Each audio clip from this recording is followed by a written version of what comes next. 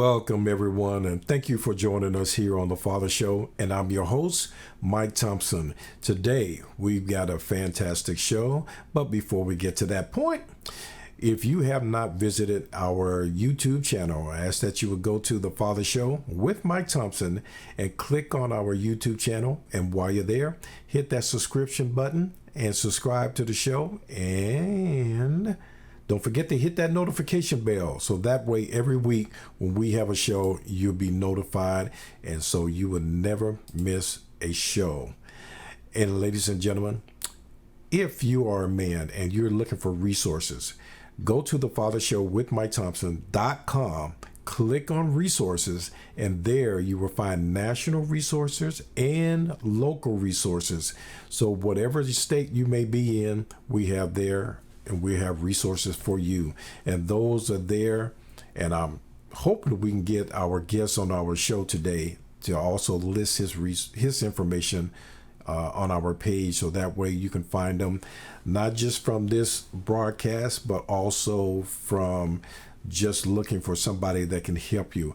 And today we have Robert K. Nelson. And Robert began his life in New Jersey. Let's back up a little bit.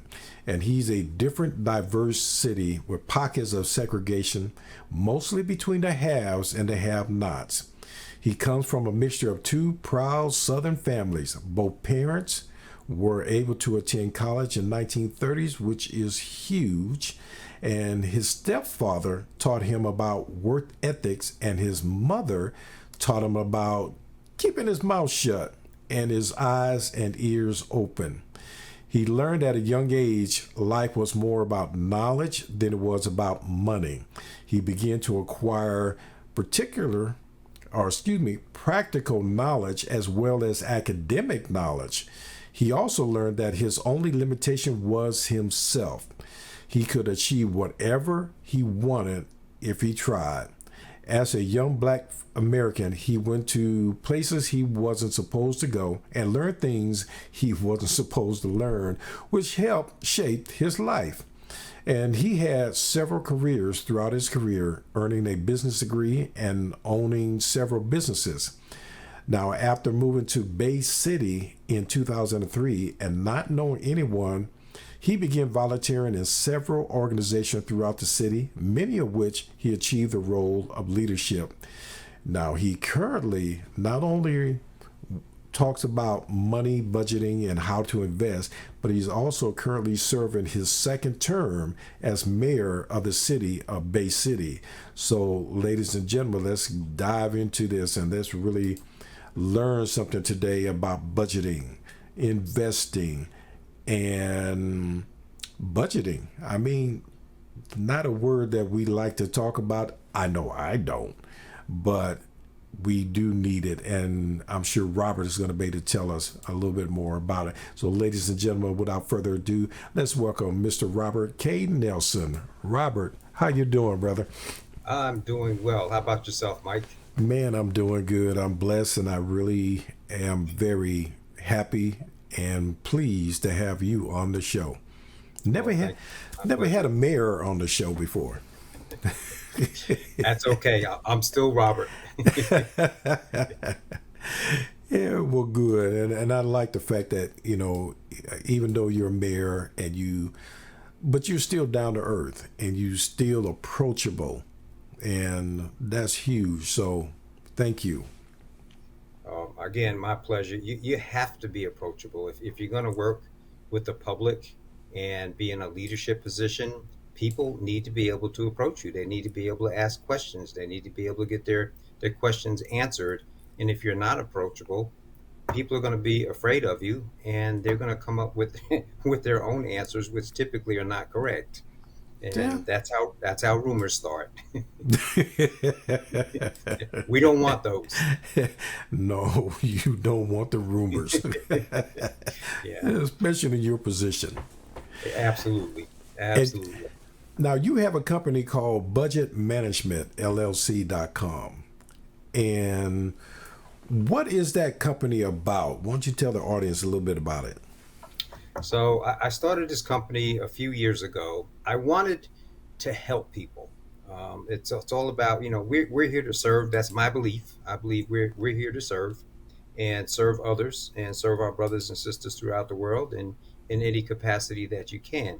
So from being mayor, I noticed that a lot of people didn't have the financial savvy and literacy that they really needed to move their lives forward.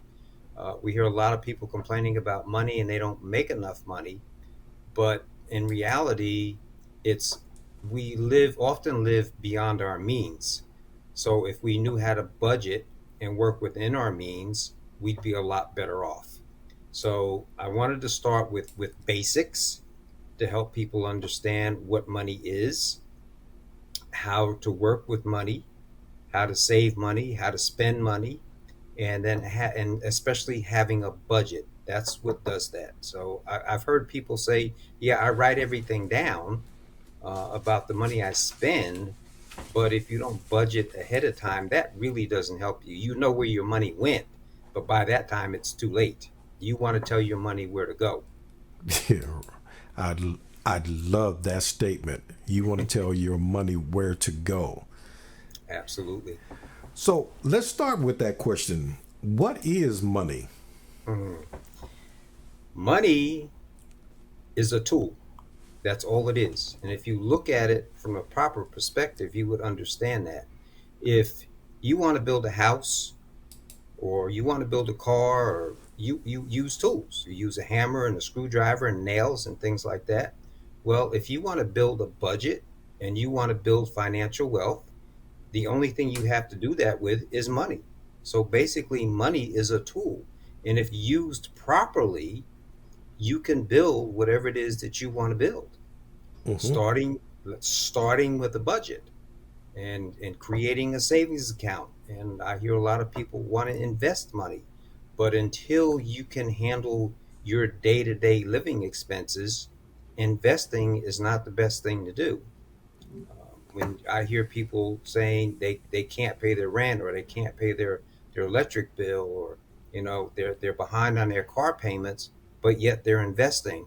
They have the what you say, the cart before the horse. Yeah. Take care of your basics. You have to be financially sound first. And once you're financially sound, then you can start investing money, because no investment is guaranteed to give you a return. Hmm. And you should be investing more than you can afford to lose. Hmm. And I love what you said and the fact that we, in a sense, need to get our priorities straight Yes, sir. because before you can start investing or before, and I'm going to put it this way. I knew a person that was struggling sometimes to pay the house note, but they Hmm. would go to gamble to Yes. hopefully win the money to cover their shortfall. Yes. That's not a good plan. Like I said, you can't afford to invest or gamble more than you can afford to lose. So if you're using your rent money or your mortgage money or your electric bill money or anything like that, and you're gambling it or using it trying to parlay it into more money, and that doesn't work, now you're twice as far behind as you were to start with. Hmm. So that's just not a good plan. You got to have a good financial plan about how you're going to do that. And that starts with a budget. You're going to hear me say that several times throughout the show, how important a budget is. Most people don't want to be told what to do with their money. Hmm. But if someone doesn't tell you, that's the position that you wind up in. Yeah, And because you might not want somebody to tell you what to do with exactly what to do with your money. However, you need to learn how to handle your money. exactly, And generally, you're not going to learn to handle that unless somebody tells you. tells you. It's an education. So typically, one of the things I say in my training, we get an academic education, we get a professional education. So we go to school, grade kindergarten through 12. Some go to college, some go to trade school. But when you start working, typically there's some education that comes with that job that you get. Mm-hmm. So that's your professional education. But that's where it typically stops. You don't get the financial education piece Mm-hmm. of it. So when, just say for instance, as example, a parent tells their child, you need to go to college or trade school, and you need to make money, and things like that. But you don't tell the child how to manage the money once they get it. Mm-hmm. And typically students or children, young adults, don't listen to their parents, but they emulate their parents. Mm-hmm. So if your parents were in financial debt, if they were in credit card debt, if they were on welfare, or if they didn't know anything about finances, typically the next generation is going to be in the same situation, not through any fault of their own, because that's your normal. That's what you know. Mm-hmm. So you're going to go with what you know, and that's what you know. And unless you get an education to change that paradigm, you're going to continue and perpetuate that same situation. And we Okay. want to break that cycle. And so you mentioned budget more than just once. What is included in a budget, or what does a budget look like for a typical individual? Average person, it's Yeah. it's very simple. You get you have I was going to say you get paid. You have X amount of dollars coming in per month. We'll just use monthly. Mm-hmm. Could be weekly, could be every 2 weeks, bi-weekly, or monthly. So you have X amount of dollars going in. You can't spend any more than you have coming in. Otherwise, you're in a deficit situation. So just say, for instance, I'm going to throw a figure out there. Say you make $1,000 a month, Mm-hmm. and you're not budgeting, and you see this, I want this, and you buy it, and I have money in my checking account, or I have money in my pocket, and I'm going to go spend it. And before you know it, or even if you write it down, I spent this, I spent that, I spent the other, you may be spending 12, 13, $1,500 a month when you only have $1,000 a month coming in. So your expenses are higher than your revenue, Mm-hmm. and you're in trouble. So basically, what you should do to create a budget, you know how much you have coming in, your paycheck. You know how much your gas bill is, your light bill is, your water bill is, your rent is, your mortgage is, your insurance is. All these things have to be listed. Everything that you spend money on. And it takes about, on average, about 3 months to get everything written down. Okay. You may pay your insurance bill monthly, quarterly, semi annually, and you may forget one.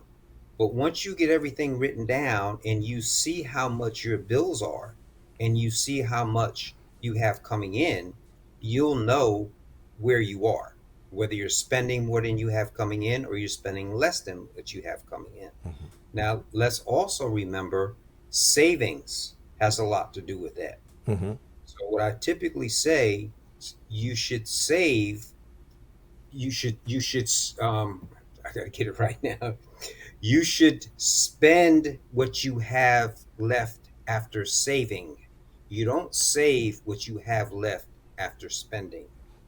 So you Yeah. should designate, I'm going to spend or save 5% a month, 10% a month, 15% a month, whatever that is. Mm-hmm. That should be the first thing to come out of your check and go into your savings. Other than if you pay tithing, I pay my tithing every month. Mm-hmm. So my tithing comes out, my savings comes out. Then what you have left is what you have left to spend. Mm-hmm. Now, you're going to have things that you have to pay, your mortgage, your rent, your electric, and things like that. Then you'll have discretionary income. So after your savings, your tithing, and all your bills are paid, what you have left is what you have as discretionary when you can go out and do what you want to do with. But if you plan it out properly and budget, you will have that money. Now, there is some sacrifice, but it's good sacrifice because you're sacrificing the position you are in now for a better position. So it's what I call a positive sacrifice. Let's look at it from a positive standpoint and not negative. I really wish a lot of people And I hope a lot of people hear that and really let that sink into their head, because it is very important. It is.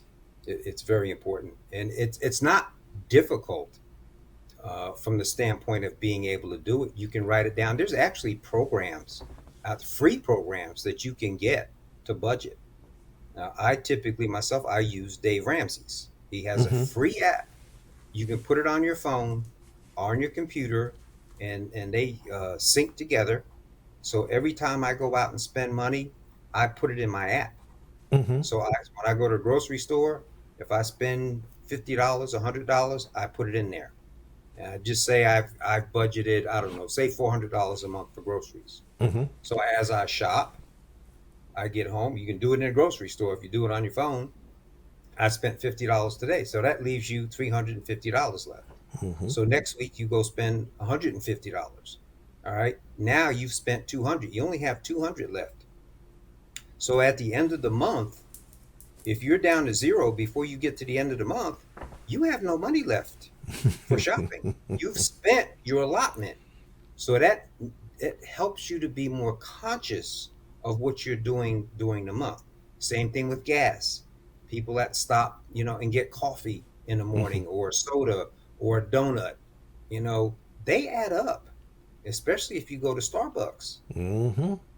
You know, I typically take X amount of dollars each month and put it in my pocket. That's my discretionary funding that I can spend whatever way I want. That belongs to me. And if that runs out before the end of the month, guess what? I have no money left. Hmm. But that's all there is. But in the interim, you already have, like I said, I've paid my tithing. I have my savings set aside. And what you want to do typically is have at least $1,000 in emergency fund. So the first thing you Okay. should do is set up an emergency fund. Yeah. I was just Dave about to ask Ramsey, you. Hmm. he recommends having $1,000. That keeps you from putting your emergencies on your credit cards, Hmm. which costs you more money because now you have to pay interest on that. So once you get your emergency fund set up, your $1,000, you start on your savings. The next thing you want to start saving for is 3 to 6 months income in case something happens. Say you Hmm. lose your job or you get sick, you have a cushion to fall back on. That gives you 3 to 6 months to get yourself together, get over your illness, or get a new job, whatever the case may be, without using your credit cards because credit cards cost you. You're right. So I have another saying: those who understand interest earn it, those who don't pay it. Okay. That's a good one. Yeah, so you need to think about it. And actually, that was who the heck? I think it was Ben Franklin that said that one. Albert Einstein. It was Albert Einstein said that. So Okay. that's been around for a long time. So the first thing somebody needs to save for is their emergency fund. Yes, Sock away $1,000. yes, sir. And now, if you have to dip into that emergency fund, say you have to spend $300 out of it, your first thing should be replacing that. Would you say? Yes, sir. That is correct. Okay. Yeah, that's correct. So build it back up again. Okay.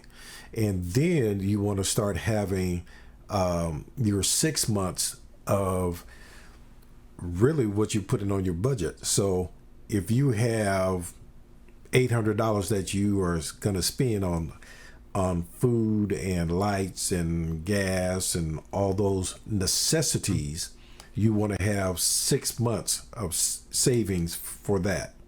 Yep. Three, Okay. 3 to 6 months is what I usually say. Okay. So your net, not your gross, your net, Mm-hmm. because that's what you're spending. Mm-hmm. And then if you have credit card debt, now that's something you want to address as well. So you want to get out of debt so you can start living a better life and having a better lifestyle and have less stress. If you're married, you and your spouse are going to get along much better when you don't have That's for sure. finances financial stress hanging over your head. So in that case, you want to save your $1,000. Then the next thing you want to do is start paying off that credit card debt. So just say, for instance, you have 5 credit cards. You want to pick the one that has the lowest balance. The other four, you're going to make minimum payments, whatever that was required, your required payments. Mm-hmm. That fifth one, you're going to put on there as much as you can to get that one paid off. Okay. So just let's use some numbers to help people. Just say you have 4 credit cards that you have to pay $100 a month on. And that fifth one, say you're going to pay $200 or $300 a month. Mm-hmm. So once you get it paid off, you take that same or $300, add it to the $100 to the next one. Now you're paying $300 to $400 a month to knock that one out. And then once that one's done, you take that $300 or $400, add it to the $100 that you're spending on the third one, and you knock that one out until you get all your credit cards paid off. Mm-hmm.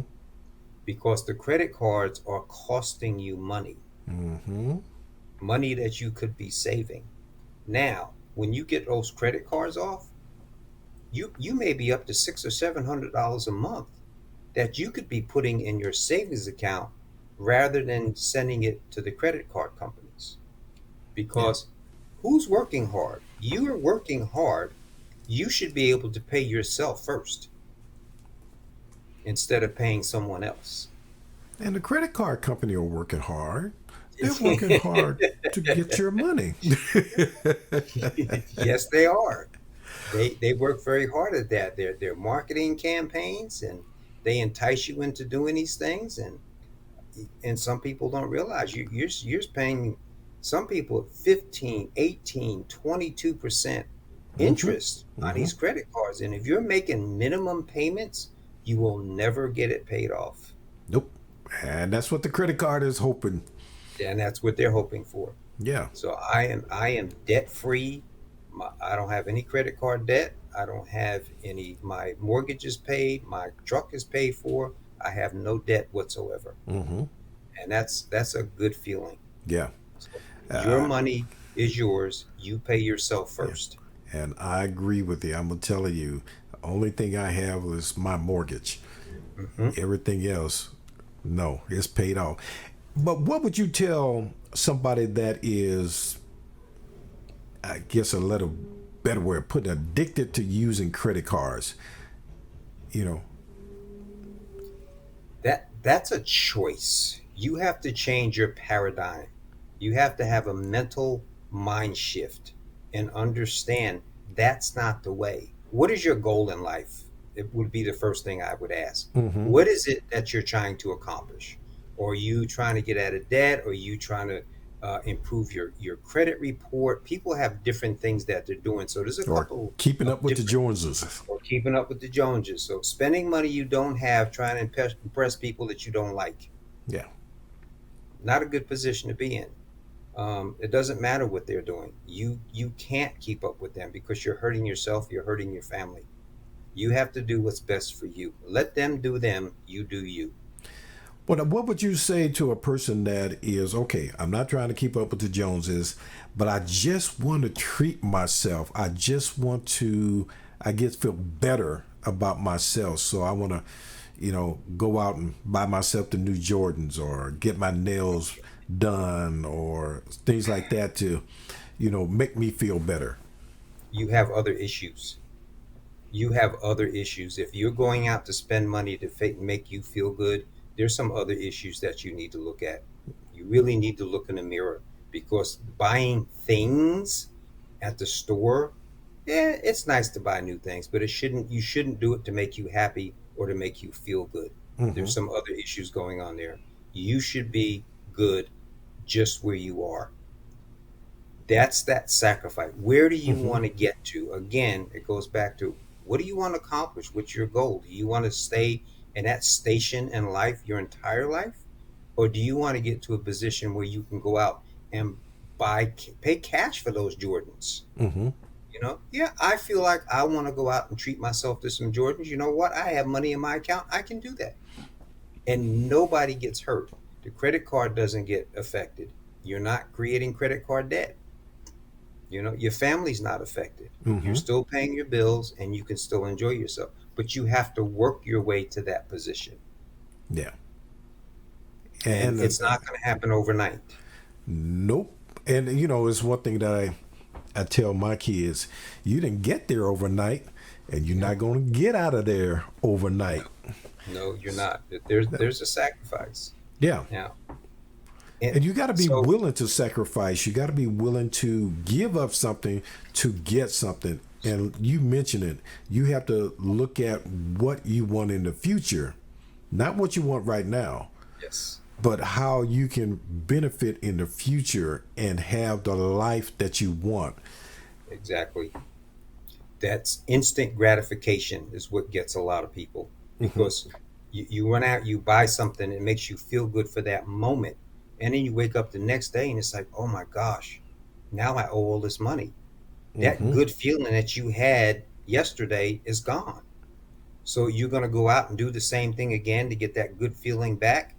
And then the following day, you're going to be in the same position. Now you even owe more money Hmm. on your credit card. Hmm.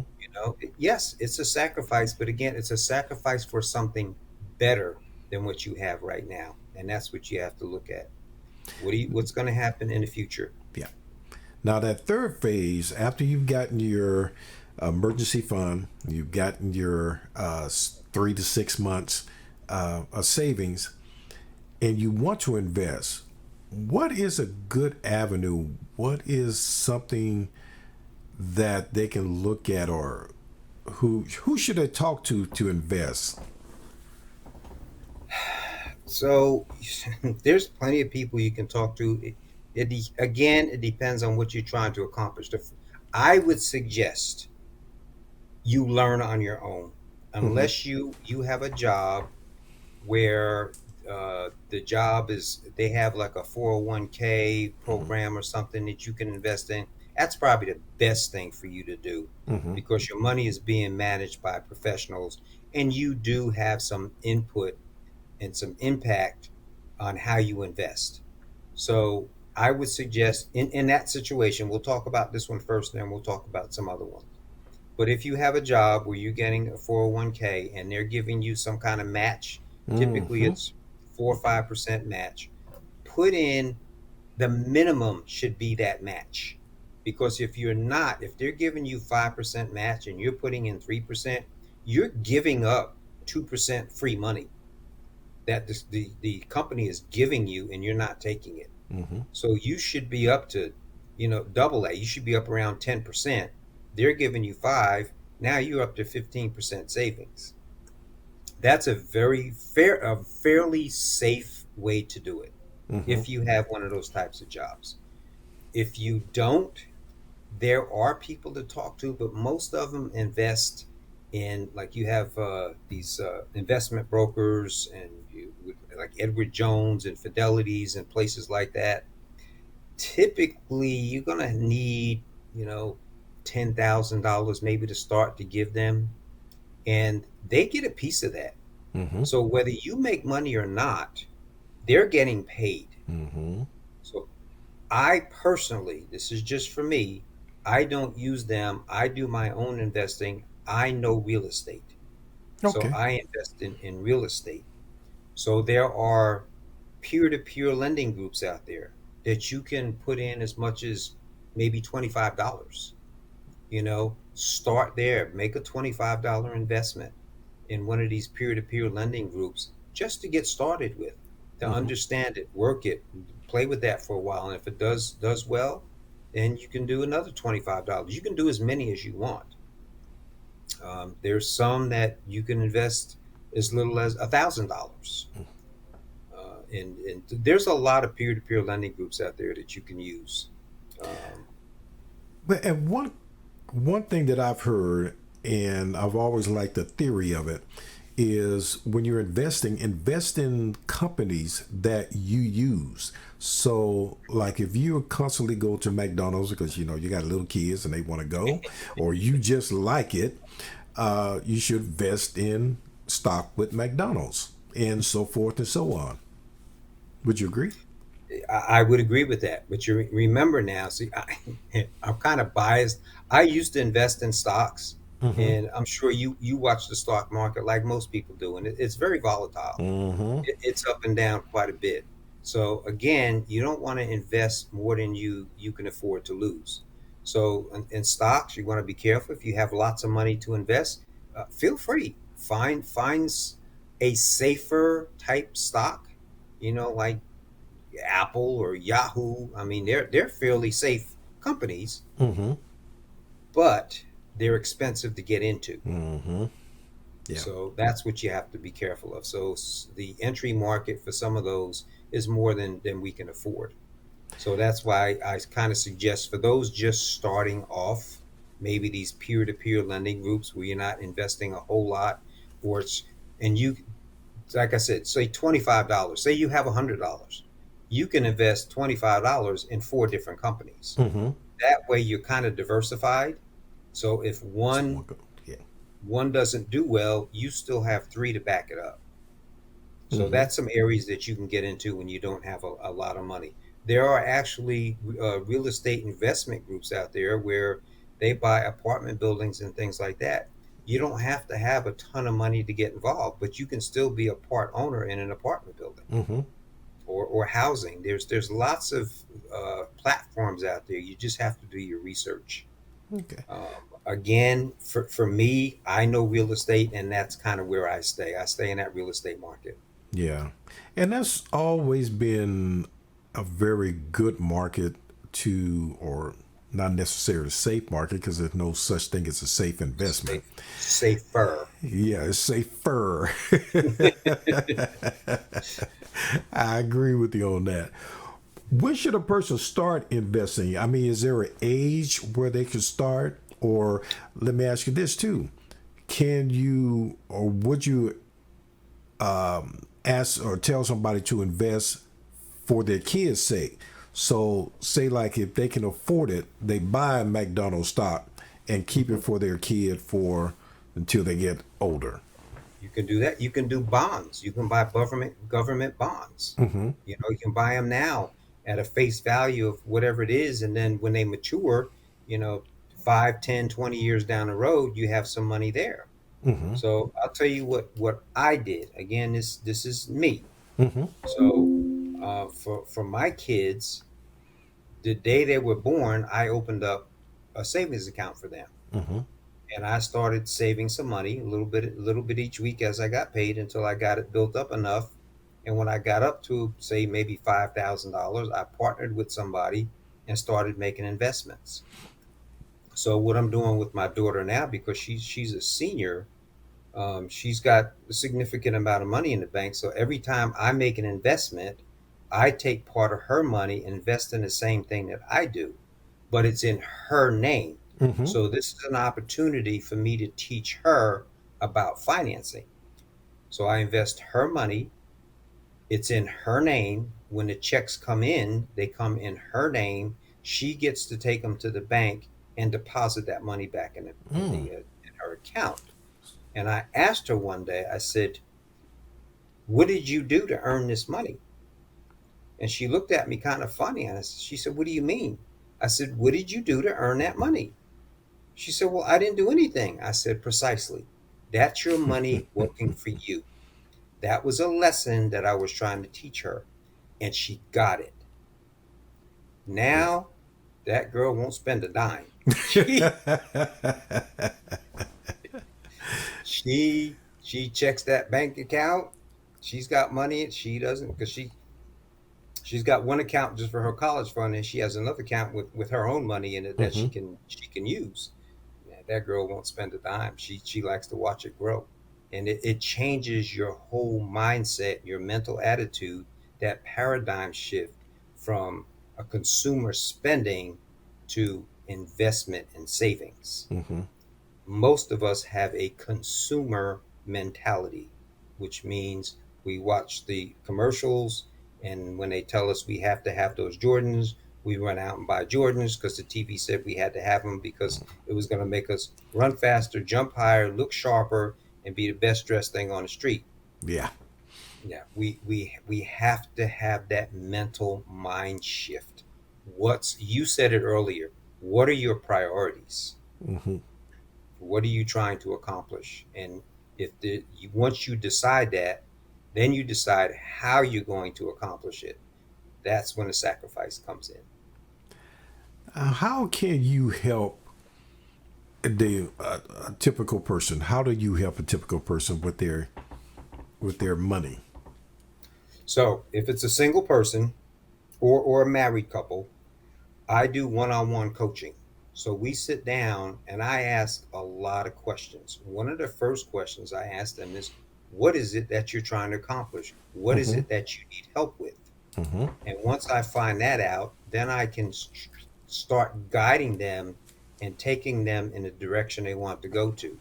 Now, it's very difficult for them initially. And again, I mentioned being married. I will not work with a uh, one spouse from a marriage. They Mm-hmm. both have to be involved because typically in a marriage, there's a saver and there's a spender, and they have to come together and agree on a plan going forward. Because if they don't do that, one of them is going to sabotage the other. Not intentionally, it's just Yeah, the way it happens. and you're right. All right. So so you have to work together. Then I teach them about a budget. I show them how to fill a budget out. It's a paper copy that I start with and actually write everything down. Actually, I send it home with them. Write all the numbers down. Show me. Come back again in a month. Show me where you are. Show me what you have. More than likely, the light bulb is going to come on for them within that first month. They're going to say, "Holy cow, we were spending this much money, but we only make this much money." Mm-hmm. And Mm-hmm. they understand. Now we know why we're in a deficit position, Mm-hmm. and help them get out of that. And it takes a couple of months to get an understanding, get the budget going. And once they get it going and they agree together and start working on it, it's amazing how much they can accomplish together. Now I this wish is. Hmm. I learned this late in life. Mm-hmm. I've always been pretty good with money, but I didn't budget until several years ago. And I realized when I start budgeting, so I'm speaking from experience. Everything I'm telling you Mm-hmm. and your listeners is from experience. This is something that I know that I lived through. If I had started budgeting years ago, I would be in a much better position than I am now. And that's why I'm hoping that we can get a lot of young people to start Yes, listening to this, because even doing the father show, the reason I do it is because I'm an old goat. I don't want you to make the mistake that I made when I was growing up. I want you to have a better life than what I gave myself. So having somebody like you on the show to talk about budgeting and talk about managing your money is crucial, because we've got to learn that, and the earlier that you learn it, the better. yes, absolutely. Absolutely. You know, you mentioned from my bio that I went places I wasn't supposed to go and I learned things I wasn't supposed to learn. Hmm. So, my analogy is if you're in a bubble and everybody in that bubble looks like you, whatever that is, race, color, creed, nationality, religion, doesn't matter. If everybody in that bubble looks like you, nothing will ever change Hmm. because you reinforce each other's beliefs.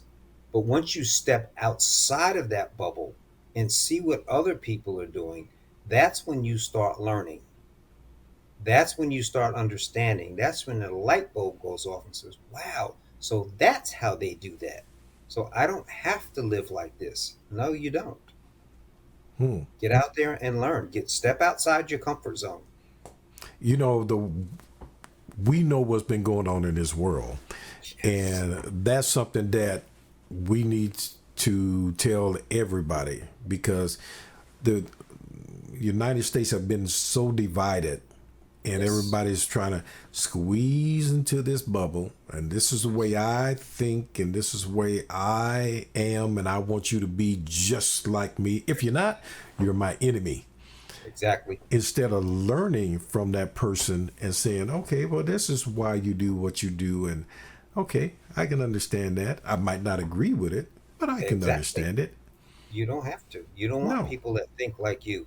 And that's how conspiracy theories start, Mm-hmm. because everybody's in this bubble and they're talking about it, reinforcing each other's thought process.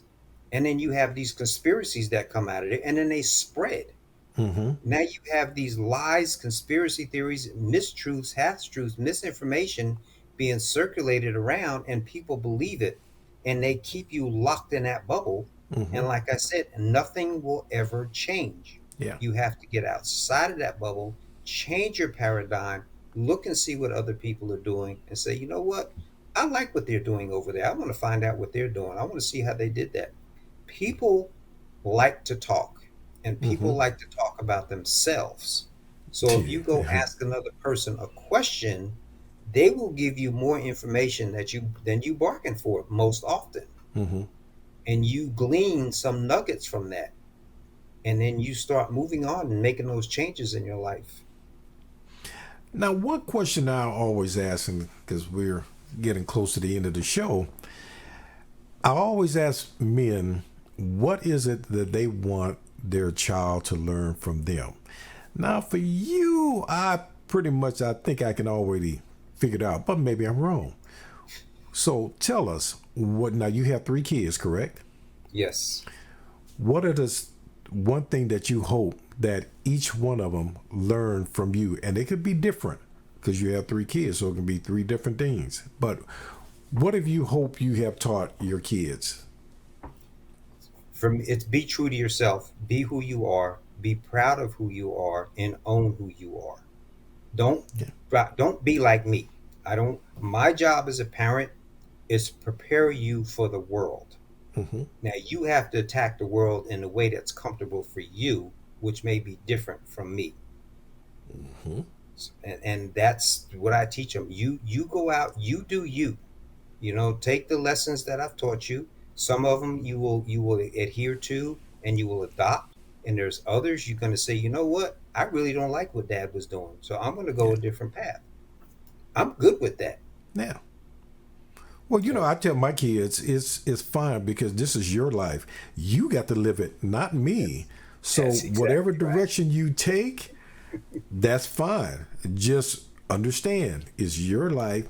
Yep, You have to deal with any consequences that comes with any choices that you make. that's exactly correct. I agree with you 100%. You Yeah. just I don't do I give my kids support and guidance, but not necessarily direction. Mm-hmm. So I see where they're going. Find out what you want to do. This is what I would suggest if that's what you want to do with the experience that I have, because I'm a little older. Mm-hmm. But you have to go. If you decide you want to do it, go fall flat on your face. There's Yeah. nothing like experience. Yeah. Right. I'll help you get up, and we'll move forward until you Yeah. hit that wall again. Now, Robert, how can the audience get in touch with you if they are looking to talk with you and get a budget and learn how to invest and learn how to save and just get more educated about money? How can they get in touch with you? So there's 2 ways you can contact me by email. You mentioned it earlier. It's budget management LLC, at gmail.com.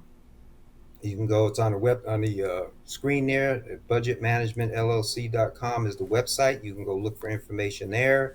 And I give you my cell phone number. It's 979-240-0966. I more than likely won't answer because I don't recognize the number, but leave me a message and I will contact you back. Leave me a message with what you want to talk to me about. Mm. And that's great because I really hope a lot of people get out there and contact you because after this pandemic you had a lot of people that are now struggling and Yes. they're spending more than they should, and sometimes they have to because everything has gone up. It's sad to go to the grocery store and you look at what you used to buy for $100. Now it costs you about $175 to $200. So, and that's hard to budget. But It is. as you mentioned, we have to sometimes give up some things. I talk with people and they say, well, I got to go get my hair done and I got to go get my nails done and I got to have that pair of Jordans and I got to have this and it's like, and I tell people a lot that, you know, and nothing against Michael Jordan because I loved him as an athlete, but he's rich. You're Yes. broke. Why are you making him richer while Sure. you go broker? Okay. Doesn't make sense to me. Yeah. And I mentioned one other thing that's important. There's a difference between a need and a want. Mm-hmm. So I suggest if you go in a store, whatever store it is, and you see something and you say, I really want that or I need that, go home, sleep on it. When you get up the next day, do you really need that? Do you really need it? More than likely, you said, no, I really don't need it. It was an emotional thing at the moment. So back away, think about it. If it's something that you really have to have, then go back and get it. Mm-hmm. Sometimes the store is too far away. You don't want to drive. You have to spend gas money, and you realize, you know what? I really didn't need that thing. It was just something I wanted, and that's a good way to help you save money when you differentiate between those two things: the Yeah. needs and the wants. Yeah. Well, great. Well, Robert, thank you so much for coming on the show. It's really been a pleasure. I love what you have said on the show, and I really hope it resonates with our audience because we as a people, especially in this day and time, we really do need to learn how to budget and we really do need to learn how to spend and how important money is and what money is. And you mentioned that, and that's great. Absolutely. Well, Absolutely. Thank you for the opportunity. I appreciate it. I love helping people. I love solving problems. And that's a problem that if we solve that one problem, it solves so many other problems mhm. because it snowballs. Yeah. And you mentioned something that's very important too. We are teaching our kids the what we know. So if you don't know or if you're not budgeting and you're not saving, you're not teaching your kids. So if we're talking about generational wealth, Yes. they're not going to know how to do it. Yes. And you can do it. So there Yeah. are people who have scrubbed floors for a living who created generational wealth. Hmm. It's not how much you make, it's how much you keep. Hmm. And on a story real quick, there was a gentleman that I read about who was a janitor, and he was a janitor at a school. Now, he died as a millionaire working as a janitor at a Yes. school because Yes. what he did was he lived off of his starting salary. And anytime he got a bonus, anytime he got a raise or anything, all that went into his savings and investing and so forth. But that man died as a millionaire. He And continued. yeah, Go ahead. I'm sorry. no, I mean, that's just a powerful story. And It is. yeah, we So we it's like really need to again, get it. people say, I just don't make enough money. No, that's not the problem. You No, don't know how to manage your money. He yeah, managed his very well. Just yeah, because you get a raise, most of us spend whatever we make, we spend. So if you get a raise, you spend it. You get another raise, you spend it. Live, if you were living just fine on what you were making, like you said, put the rest of that money away. yeah, yeah. Well, Absolutely. Robert, I can't argue with a thing you said today. Well, thank you. I appreciate that. All Uh, right. Well, man, thank you so much for being on the show, and I look forward to talking with you some more. Absolutely. I appreciate it. It's my pleasure to be here, and I hope people get something out of what I had to say. No, I'm sure if they listen, they will. Well, ladies and gentlemen, that is our show for today. And I really want to take Robert Nelson from Budget Management to talk about what money is, that it is a tool. And we need to learn how to use that tool just as you learn how to use a screwdriver or even a spatula if you're working in the kitchen. It is a tool, and we got to learn how to use it better so that we can be better off, not necessarily today, but down the road. But if you have not subscribed to our show, I ask that you hit that subscription button, and while you're there, hit that notification bell. We generally have a show uploaded once a week on Saturday morning, and that way you can always be notified and know. And ladies and gentlemen, if you are a man and you're looking for resources, and I say ladies as well because you have sons, and I know that because I've been contacted by a lot of mothers to help their son. So if you're looking for resources, go to thefathershowwithmikethompson.com.